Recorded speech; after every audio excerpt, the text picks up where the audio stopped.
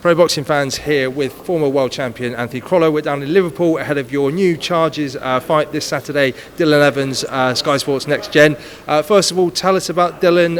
How did you come across him, and what do you see him in as a fighter? Dylan is he was a good family. Well, he is a good family friend. Knew him for a number of years now. Same school as me, obviously a lot younger than me. But boxed for my amateur club. Helped him out a little bit then, and he had a first professional fight 18 months ago. And he approached me about saying he wanted to get back into training.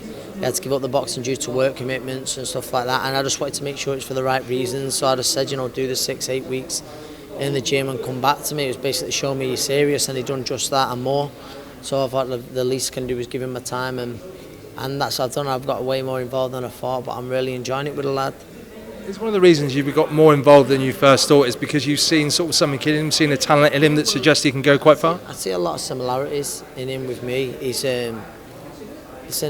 had a lot more amateur experience than him because there was a lot of people on that table who didn't have a fraction of their experience as an amateur, but he works very, very hard, and he'll get the best out of what he's got. I spoke to him a second ago and he said this is the first time I've been up at a press conference on a top table. But I thought he did really well though. I thought he sort of handled himself very calmly. No, nice one, and I thought the same. He's just learning. That's all new to him. Like being around those lads, he could easily get very starstruck, and but he's handling it very well. And like I said, he's fighting early on Friday night, but it's good for him to have like there today, have the experience of being at a press conference. Tomorrow, the day before weigh-in, TV show on Friday. It's great for him to have that experience. So hopefully we get where we want to be. It's not as new to him. It's not alien to him. He's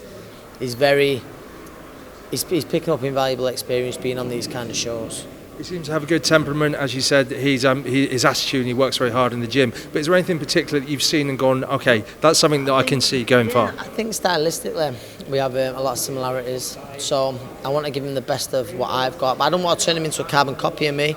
But I want to sort of install the qualities that I have as a fighter into him, the best I possibly can do. And the things that I don't do so well, I've got to look out he doesn't do the same.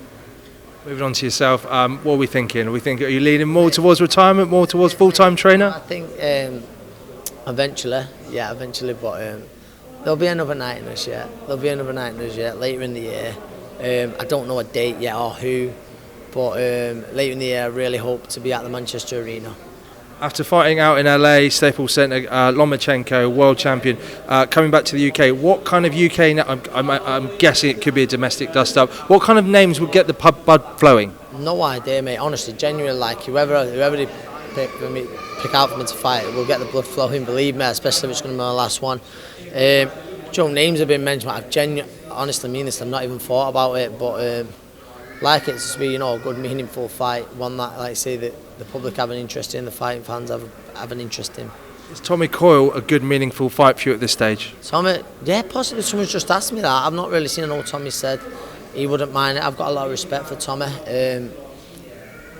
Possibly, yeah. I mean, I'm not sure what weight that, be. I know he's only one weight above where he come down or what, but possibly. I'll just see what gets said.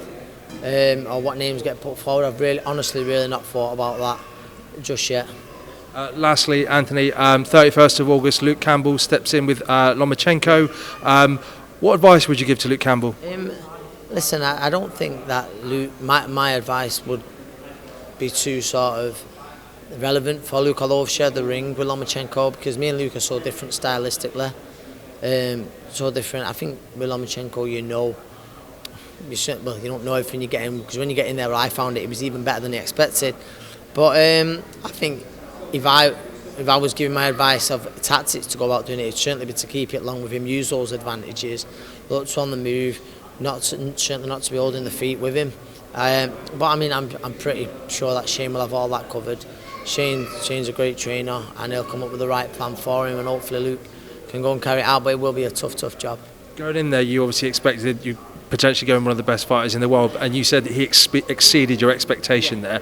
What is it that he particularly does that's so many things, like speed, he wastes very little, hit a little bit harder than he expected, very hard to weight. He's a very complete fighter. And very last question, what's your prediction for that fight? I think Luke will have a little bit of success early on, but Lomachenko will catch up with him around 7-8 rounds. Anthony Crolla, thanks for your time today. Cheers.